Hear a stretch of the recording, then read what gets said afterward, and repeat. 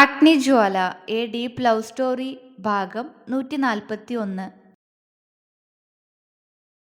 എന്താ? അഗ്നിയുടെ നോട്ടം കണ്ടപ്പോ പൊന്നു പതർച്ചയോടെ ചോദിച്ചു. അത് ഞാൻ നിന്നോടല്ലേ ചോദിക്കണ്ടേ, എന്താ? അവൻ ഗൗരവത്തോടെ ചോദിച്ചു. എന്ത്? പൊന്നു വിക്കി, നീ ഇപ്പൊ അപ്പൂന് എന്തു പറഞ്ഞിട്ടാ കളിയാക്കിയേ? അത് ഞങ്ങൾക്കാർക്കും മനസ്സിലായില്ലല്ലോ. അഗ്നി അവളെ സൂക്ഷിച്ചു നോക്കി ചോദിച്ചു. പൊന്നു അവനെ വല്ലായ്മയോടെ നോക്കി. അത് അഗ്നിയേട്ടാ, ഞാൻ വെറുതെ. അവളെന്തോ പറയാൻ ശ്രമിച്ചു. എന്ത് വെറുതെ? നീ എന്തോ കൊലയുടെ കാര്യമൊക്കെ പറഞ്ഞുല്ലോ, അതേത് കൊല? ജ്വാല അവളോട് കാര്യമായിട്ടാണ് ചോദിക്കുന്നത്. അത് അത് ഞാൻ വെറുതെ പറഞ്ഞതാ ജ്വാല, അല്ലാതെ ഒന്നുമില്ല, പൊന്നു പറഞ്ഞു. വെറുതെ പറഞ്ഞതാണെങ്കിൽ എന്തിനാ അത് കേട്ടിട്ട് അപ്പുവേട്ടൻ ഞെട്ടുന്നേ? മീനു അവളുടെ മുഖത്തേക്ക് സൂക്ഷിച്ചു നോക്കി. അവളുടെ പതർച്ചയിൽ നിന്നും അവൾ എന്തോ തങ്ങളോട് മറച്ചു വെക്കുന്നുണ്ടെന്ന് അഗ്നിക്ക് മനസ്സിലായിരുന്നു. പൊന്നു ആകെ നിന്ന് പരിങ്ങാൻ തുടങ്ങി. പെട്ടെന്നുള്ള ആവേശത്തിൽ എന്തൊക്കെയാണ് താൻ വിളിച്ചു പറഞ്ഞതെന്നുള്ള ബോധം അവൾക്ക് ഇപ്പോഴാണ് വന്നത്. എന്റെ കണ്ണ, വേണ്ടായിരുന്നു, ഒന്നും വേണ്ടായിരുന്നു. ഇനിയിപ്പോ ഞാൻ എന്തു ചെയ്യും? അഗ്നിയേട്ടന്റെ നോട്ടാണെങ്കിൽ ശരിയല്ല, ആൾക്ക് എന്റെ കള്ളത്തരം മനസ്സിലായി കാണും. അവൾ എല്ലാവരെയും മാറി മാറി നോക്കി. എങ്ങനെ ഇവിടെന്ന് ഒന്ന് തടിതപ്പുമെന്നുള്ള ചിന്തയും അവളിലൂടെ കടന്നുപോയി. പൊന്നു, മോളെന്തൊന്നും പറയാത്തെ? എനിക്ക് പെട്ടെന്ന് കല്യാണരാമൻ സിനിമയിൽ പറഞ്ഞ ഡയലോഗ് ഓർമ്മ വന്നേ. മോഹൻ ചിരിച്ചുകൊണ്ട് പറഞ്ഞു. ആ, അടിപൊളി, അച്ഛൻ്റെ കൂടി കുറവേ ഉണ്ടായിരുന്നുള്ളൂ, പൊന്നു മനസ്സിൽ പറഞ്ഞുകൊണ്ട് അയാളെ നോക്കി ചിരിച്ചു. ആ, ഞാനും അതാ അച്ഛ ഉദ്ദേശിച്ച്, വെറുതെ പാടിയതാ അച്ഛാ. അതിന് അപ്പേട്ടൻ എന്തിനാ പേടിച്ചെന്ന് എനിക്കറിയില്ല. പെട്ടെന്ന് വായിൽ വന്നത് അവള് തട്ടിവിട്ടു. ആ, അതെന്തോ ആവട്ടെ, ഇനിയും മുകളിലൂടെ ഓടിക്കളിക്കാൻ നിൽക്കണ്ട മൂന്നാളും കൂടി, ചിത്ര ഗൗരവത്തിൽ പറഞ്ഞു. പൊന്നു മൂളിക്കൊണ്ട് നേരെ നോക്കിയത് അവളെ തന്നെ നോക്കുന്ന സൗബിയാണ്. സൗബിയുടെ മുഖം കണ്ട് അവൾക്ക് എന്തോ ചിരിവന്നു പോയി. മനഃപൂർവ്വം അപ്പേട്ടനെ പിടിച്ച് കിസ് ചെയ്തതല്ലെങ്കിലും അവളെ ചുവന്നു തൊടുത്ത മുഖം കാണുമ്പോൾ എന്താ ഒരു രസം. കുറച്ചു നാളായിട്ട് ശ്രദ്ധിക്കുന്നുണ്ട് ഞാൻ ഇവളുടെ ഇളക്കം. നടക്കൂലടി പട്ടി, അപ്പേട്ടനെ ഞാൻ നോക്കി വെച്ചതാ, ഇനി നിനക്കുള്ളത് നീ വേറെ നോക്കിക്കോ. അവളെ നോക്കി മനസ്സിൽ എത്രയും പറഞ്ഞുകൊണ്ട് പൊന്നു അവളെ നോക്കി ചുണ്ടൊന്നു കോട്ടി. സൗബി ദേഷ്യത്തോടെ റൂമിൽ കയറി ഡോറ് വലിച്ചടച്ചു. ഷോ, ഈ കുട്ടിയെ കൊണ്ട് തോറ്റൂലോ. എന്താ ഇതിന്റെ സ്വഭാവം ഇങ്ങനെ? ഇപ്പൊ എന്തിനാണ് അവ ഡോർ ഇത്രയും ഉറക്കം അടച്ചേ? ചിത്തു ദേഷ്യത്തോടെ ചോദിച്ചു. അത് പോട്ടെ ചിത്തു, പിള്ളേരല്ലേ. മോഹൻ അവരെ പറഞ്ഞ് മനസ്സിലാക്കിക്കാൻ നോക്കി. എന്തു പിള്ളേര്? ദേ മോഹനേട്ടാ, ഈ പെണ്ണിന്റെ സ്വഭാവം ഇങ്ങനെയാണെങ്കിൽ പോകുന്നതിന് മുന്നേ അവൾ എന്റെ വായിലിരിക്കുന്ന മുഴുവൻ കേട്ടിട്ടേ പോവൂ. മുഖം വിരിപ്പിച്ച് അത്രയും പറഞ്ഞുകൊണ്ട് ചിത്തു കിച്ചണിലേക്ക് പോയി. അവരുടെ പറച്ചിൽ കേട്ട് ജ്വാലയ്ക്കും മീനുവിനും അഗ്നിക്കും പൊന്നുവിനും ചിരി വന്നു പോയി. അല്പനേരം കഴിഞ്ഞതും മോഹനും ചിത്തുവിന്റെ അടുത്തേക്ക് പോയി. വാ പൊന്നു, നമുക്ക് കുറച്ചു സമയം ഇനി ടി വി കാണാം. അതും പറഞ്ഞ് മീനു ജ്വാലയും കൂട്ടി ടിവിയുടെ മുന്നിലേക്ക് പോയി. പൊന്നു അഗ്നിയെ നോക്കി. അവളെ കൂർപ്പിച്ച് നോക്കുന്നുണ്ടവൻ. എന്താ അഗ്നിയേട്ടാ? അവള് ചോദിച്ചു. ഒന്നുമില്ല, പൊക്കോ. പക്ഷെ നീ പറഞ്ഞതൊന്നും ഞാൻ വിശ്വസിച്ചിട്ടില്ല, അഗ്നി പറഞ്ഞു. പൊന്നു പെട്ടെന്ന് അവന്റെ ഇരു കൈകളും കൂട്ടിപ്പിടിച്ചു. അഗ്നി എന്താ എന്ന പോലെ അവളെ നോക്കി. ഈയൊരു കാര്യം മാത്രം എനിക്ക് അഗ്നിയേട്ടനോട് പറയാൻ കഴിയില്ല. ഞാൻ അപ്പേട്ടന് വാക്ക് കൊടുത്തതാ ഞാൻ ആരോടും പറയില്ലാന്ന്. അതുകൊണ്ട് അഗ്നിയേട്ടൻ എന്നെ നിർബന്ധിക്കരുത്, അവൾ വിഷമത്തോടെ പറഞ്ഞുകൊണ്ട് അവന്റെ കയ്യിൽ നിന്ന് പിടിവിട്ടു. അഗ്നി ഒന്ന് ചിരിച്ചു. പതിയെ കൈ ഉയർത്തി അവളുടെ തലമുടി തഴുകി. അപ്പൊ രഹസ്യങ്ങളൊക്കെ തുടങ്ങി രണ്ടാൾക്കും ഇടയിലല്ലേ? അവൻ കള്ളച്ചിരിയോടെ ചോദിച്ചു. അഗ്നിയേട്ടാ. പൊന്നു ചിണുങ്ങി. ചിണുങ്ങല്ലേ നീ? അപ്പൊ നീ അന്ന് പറഞ്ഞ പോലെ എന്റെ അനിയനെ കൊണ്ട് പോവൂലേ? അവൻ അവളുടെ കവിളിൽ ചെറുതായൊന്ന് പിടിച്ചു വലിച്ചു. അതുറപ്പല്ലേ? അതൊക്കെ ഞാൻ ഉറപ്പിച്ചു കഴിഞ്ഞു. നിങ്ങളുടെ അനിയൻ ഈ ജന്മം ഒരു വിവാഹം കഴിക്കുന്നുണ്ടെങ്കിൽ അത് ഈ നിൽക്കുന്ന ചൈതന്യ എന്ന പൊന്നൂനായിരിക്കും. ഇത് സത്യം, സത്യം, സത്യം. അവൾ അവന്റെ കൈ പിടിച്ച് അതിൽ സത്യം കൂടി ചെയ്തു. അഗ്നിക്ക് ചിരി വന്നു. ഹാ, അല്ലെങ്കിലും അവൻ അതന്നെ കിട്ടണം. അഗ്നി കണ്ണിറുക്കി. പൊന്നു മുഖം വീർപ്പിച്ച് അവനെ നോക്കി. അതെന്താ മനുഷ്യ, എന്നെ കെട്ടാൻ കൊള്ളൂലേ? അവൾ ചോദിച്ചു. പിന്നെ കെട്ടാനൊക്കെ കൊള്ളാം, പക്ഷെ നിങ്ങൾ രണ്ടാളെ വിവാഹം കഴിക്കുന്നെങ്കിൽ രണ്ടിന്റെ തല്ല് ഡെയിലി കാണേണ്ടി വരില്ലേന്ന് ആലോചിച്ച് പറഞ്ഞതാ. അത്രയും പറഞ്ഞപ്പോഴേക്കും അവൻ ചിരിച്ചു പോരുന്നു. ഓഹോ, അതാണോ? അങ്ങനെയാണെങ്കിൽ അഗ്നിയേട്ടന്റെ അനിയനോട് നാവതിക്കും മിണ്ടാതെ എന്നെ സ്നേഹിച്ചു കഴിയാൻ പറഞ്ഞാൽ മതി. അപ്പൊ പിന്നെ കുഴപ്പമില്ലല്ലോ. അങ്ങേര് ഇതുപോലെ തന്നെ ചൊറിഞ്ഞു വരുമ്പോഴേ എനിക്കും ദേഷ്യം വരൂ. അല്ലെങ്കിൽ ഞാൻ ആ മനുഷ്യനെ സ്നേഹിച്ചു വന്നോളാം. അവൾ അതും പറഞ്ഞ് ഇളിച്ചു. അഗ്നി അവളുടെ തലയിൽ ചെറുതായൊന്ന് കൊട്ടി. ഇതുപോലെയൊക്കെ നിങ്ങളുടെ സ്നേഹം എന്നുണ്ടെങ്കിൽ രണ്ടും കൂടി എന്റെ കയ്യിൽ നിന്ന് മേടിച്ചു കൂട്ടും. അഗ്നി ചുണ്ടുകൂർപ്പിച്ചു. ഷോ, അങ്ങനൊന്നും പറഞ്ഞൂടാ. അപ്പേട്ടന്റെ കൂതറ സ്വഭാവം പുറത്തെടുത്തിട്ടില്ലെങ്കിൽ എനിക്ക് എന്നും സ്നേഹം തന്നെയായിരിക്കും. അതല്ല, നിങ്ങളുടെ അനിയൻ അപ്പോഴും ഇങ്ങനെയാണെങ്കിൽ ഇടയ്ക്ക് രണ്ട് ചവിട്ടു കൊടുക്കും ഞാൻ. എന്നാലും ഞാൻ സ്നേഹിച്ചോളാന്നേ. ആ ചക്കനെ എനിക്ക് തന്നേക്ക്. അവൾ അവന്റെ കയ്യിൽ പിടിച്ചു കൊഞ്ചി. ഒന്ന് പോയടി പെണ്ണെ, ഞാനാണോ നിനക്ക് അവനെ തരേണ്ടേ? അവന് നിന്നെ ഇഷ്ടമാണെന്ന് പറഞ്ഞാൽ ഉറപ്പായിട്ട് നിങ്ങളുടെ വിവാഹം ഞങ്ങൾ നടത്തി തരും. പക്ഷെ അവന് നിന്നെ ഇഷ്ടമല്ലല്ലോ. അവൻ ഇരു പുരുകവും മാറി മാറി ഉയർത്തി അവളോട് ചോദിച്ചു.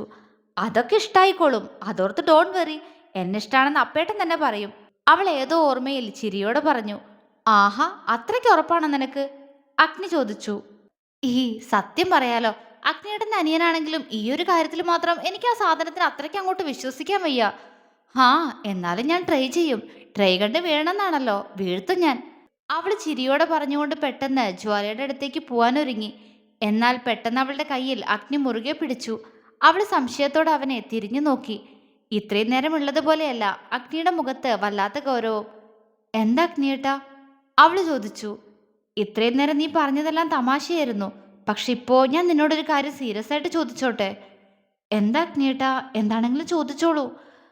അത് മോൾക്ക് ശരിക്കും എൻ്റെ അപ്പുവിനെ ഇഷ്ടാണോ?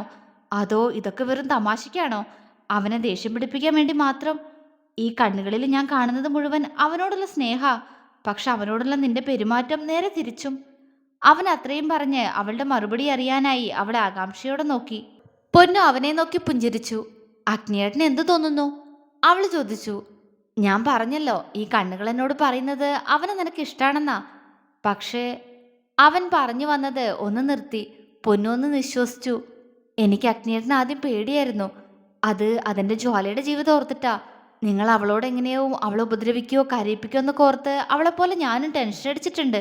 പക്ഷെ അവളെ താലി കെട്ടിയ ആ നിമിഷം എന്നിലെ പാതി ടെൻഷൻ മാറിയിരുന്നു. അത് നിങ്ങളുടെ കണ്ണിലെ തിളക്കം കണ്ടിട്ടായിരുന്നു. അത്രയും പറഞ്ഞപ്പോഴേക്കും പൊന്നൂന്റെ കണ്ണുകൾ നിറഞ്ഞു. അഗ്നി അവൾ എന്താണ് ഈ പറഞ്ഞു വരുന്നതെന്ന് മനസ്സിലാവാതെ അവളെ തന്നെ ഉറ്റുനോക്കി. നിങ്ങൾക്ക് അവളെ സ്നേഹിക്കാൻ കഴിയുന്ന മനസ്സിലിരുന്ന് ആരോ പറയുന്നത് പോലെ തോന്നി. എങ്കിലും ഈ വീട്ടിൽ വന്ന് എങ്ങനെയോ അവളോടൊന്നോർത്ത് അപ്പോഴൊരു കുഞ്ഞു ടെൻഷൻ ഉണ്ടായിരുന്നു. പക്ഷെ തറവാട്ടിലേക്ക് വന്നില്ലേ, അതിനുശേഷം ഞാൻ അഗ്നിയേട്ടനെ പൂർണ്ണമായിട്ട് മനസ്സിലാക്കിയേ.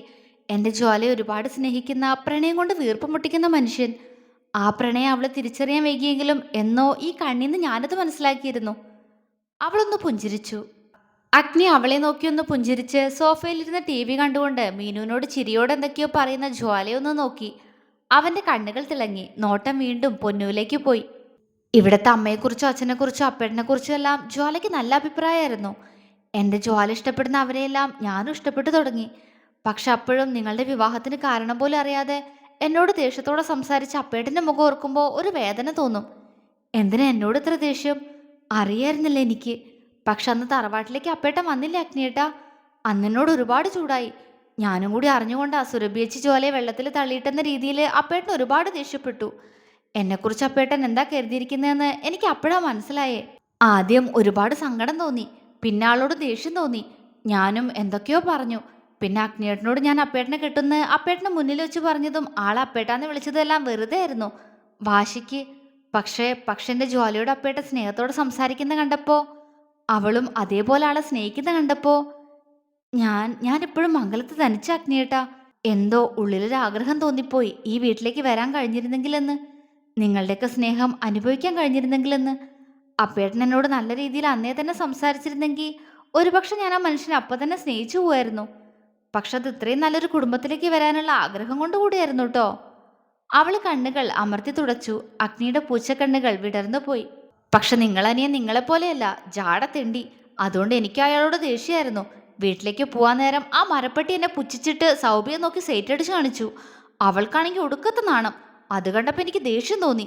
എൻ്റെ മനസ്സ് എനിക്കെന്നെ അറിയുന്നില്ലായിരുന്നു അപ്പോൾ. അവൾ അത്രയും പറഞ്ഞുകൊണ്ട് അഗ്നിയെ നോക്കി. അഗ്നി അവളെ തന്നെ ഉറ്റുനോക്കുകയാണ്.